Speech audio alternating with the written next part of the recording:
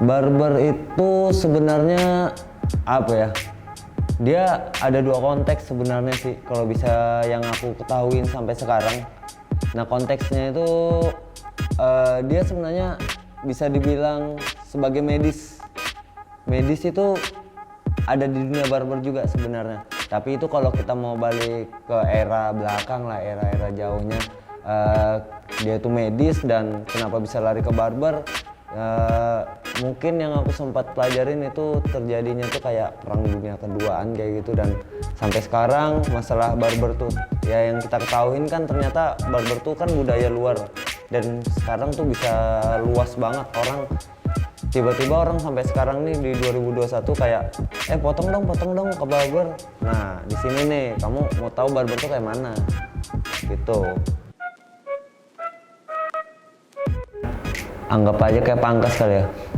Soalnya orang-orang kan sampai sekarang kan masih beropini kayak mau potong ke barber, mau potong ke pangkas. Tiba-tiba potong di barber aja daripada di pangkas karena lebih ngertian si barber begitu, dan si pangkas lebih agak jauh-jauh, masih belum tahu nih gimana up to date-nya. Kalau aku lebih ngelihatnya kalau untuk pangkas kita nggak bisa ngajak karena memang itu udah pure kayak budaya kita di Indo. Tapi ya sebenarnya bedanya tuh cuma permasalahan kayak up to date-nya aja begitu. Tapi tetap kita ngebahas di sini tetap dari setiap barber atau pangkas itu dia ada konsumennya sendiri-sendiri lah. Nah, di sini aku bakal ngasih tahu kayak barber tuh identiknya seperti apa begitu.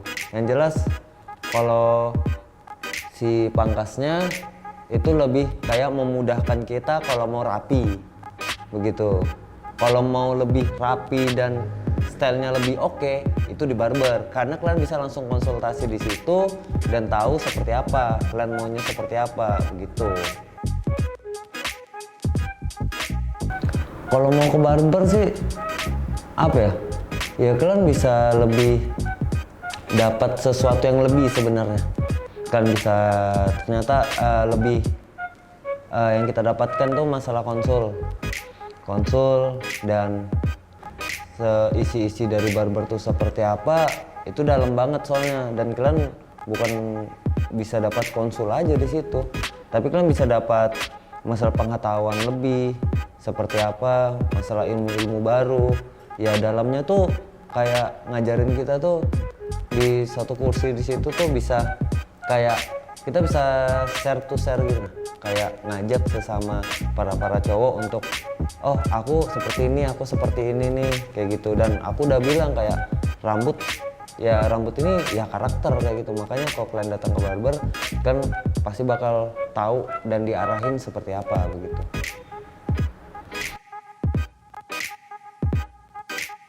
Barber bisa ngapain aja, sama hal kayak contoh mungkin kita bisa lihat barber itu bisa ngasih ilmu yang banyak banget. Nah, ilmu di situ pun kita bukan dapat ilmu hanya sekedar kamu datang, masuk, potong, pulang kayak gitu. Tapi ya namanya ya contoh sebagai aku si barberman mungkin bisa dapat ilmu-ilmu dari konsumen-konsumen lain. Nah, di situ ternyata secara nggak langsung kayak barber tuh yang kenapa aku bisa lihat sangat-sangat hebat di sini, kayak kita bisa ngasih solusi sama-sama. Tapi menurutku bagi yang nerima ya. Tapi secara nggak langsung ya nggak juga kali orang datang tiba-tiba dia malas ngobrol kayak gitu kita ngajak ngobrol. Tapi ya kalau memang ada suatu pertanyaan atau seperti apa itu bakal kita jawab. Nah, layaknya barber tuh ya kita bisa saling konsul, bisa ngasih tahu begitu. Kalau untuk waktu terbaik kalian datang ke barber pengen tahu seperti apa, nah itu sebenarnya pilihan yang aku lihat. Tergantung lagi. Kadang ya kita sebagai barber dan kalian datang ke barber itu kalian konsul dulu, dan di situ kalian bakal dikasih tahu, oh mas kalau mau lebih kayak ini bisa tahan lama masalah rambutnya, dan kalian bisa ngatur kayak waktunya, ternyata di sebulan kemudian ternyata itu masih bagus.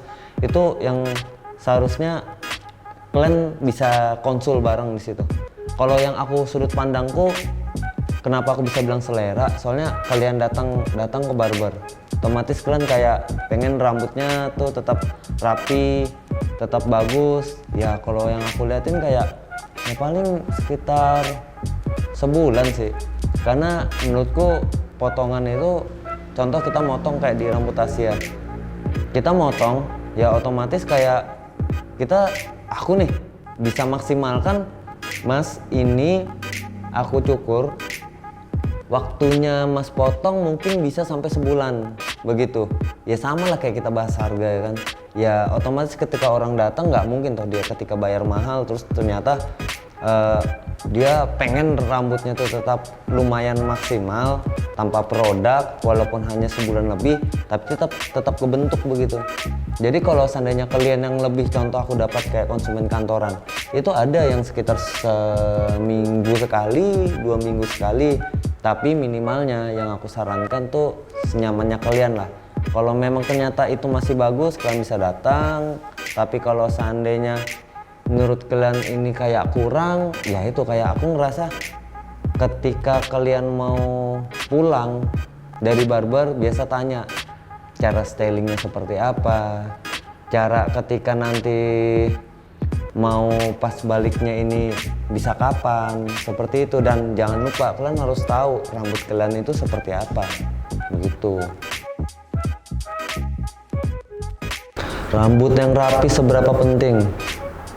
Aku selalu bilang sama konsumenku, dan aku juga sempat mikirin rambut itu, kayak rambut tuh menurutku tuh karakter, sangat-sangat karakter. Nggak mungkin ketika kamu kerja di kantor rambutmu mohak, ya kan, berdiri, ya itu kayak rambut tuh udah identitas banget. Jadi kalau kalian ngerasa ada yang kalian contoh mau datang ke barber, kalian pernah sodorin foto. Nah, kalian pernah sodorin foto, ternyata tiba-tiba kayak, oh Mas ini kurang. Nah di situ itu gunanya konsul sebenarnya. Dan kalian jangan tersinggung ketika seandainya ada obrolan-obrolan yang mungkin ya namanya juga barber, ruang lingkup barber nih ya khusus cowok, makanya identiknya ya nggak bakal ada cewek sih sebenarnya begitu.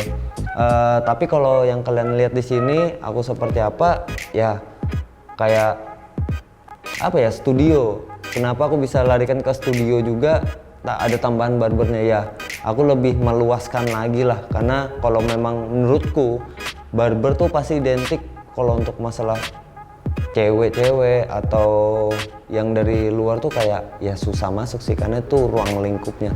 Jadi rambut tuh karakter, kalian motong itu konsul seperti apa, sama-sama enak, kalian dapat hasil yang betul-betul kalian sesuai, si barbernya pun sesuai, dan situ diusahakan kalian keluar jangan sampai bersumpah. Kenapa kalian harus jaga kesehatan rambut? Untuk kalian yang single kan nggak mungkin kan ketika kalian nggak jaga kesehatan rambut kalian tiba-tiba masih jomblo pun udah botak. Begitu aja sebenarnya. Ya di sini kalian bisa jaga kesehatan rambut itu, kalian pasti bisa disarankan sama barberman yang sering kalian datangin begitu. Tapi ya enggak memadai juga. Terus pasti orang bakal nanya kenapa sih sering kayak gini, masalah kayak sering perawatan. Dibilang kayak cewek aja perawatan. Ya yang aku lihat di sini selera sebenarnya. Enggak juga menyodorkan orang untuk mengharuskan. Ada juga yang memang kayak nanggepin ya udah kalian potong, that's it, bagus. Ya menurutku sama mungkin kalian sodorin foto itu yang kalian ngambil dari luar, dia pun treatment. Dan seproduktif itukah kita untuk masalah treatment? Nah otomatis kayak aku sebagai barberman kayak ngasih tahu, oh bro nanti kalau mau pakai produk nggak pakai produk seperti ini, nanti kalau seandainya kalian pirang ya tetap diusahakan jaga seperti ini, pakai samponya ya tetap ya ada. Ya menurutku kerusakan itu kan anggap aja luka ya, setidaknya kalian inilah obatin supaya reda. Ya nggak mungkin nanti kalian bakal kesal sendiri begitu loh, masalah rambut kalian itu kayak oh kenapa sih kayak gini, tapi kalian nanti ujung-ujungnya kayak nyalahin si tukang potongnya, padahal sebenarnya kalian tuh udah lumayan sadar rambut kalian ini ada kerusakan, tapi udah dikasih tahu seperti itu.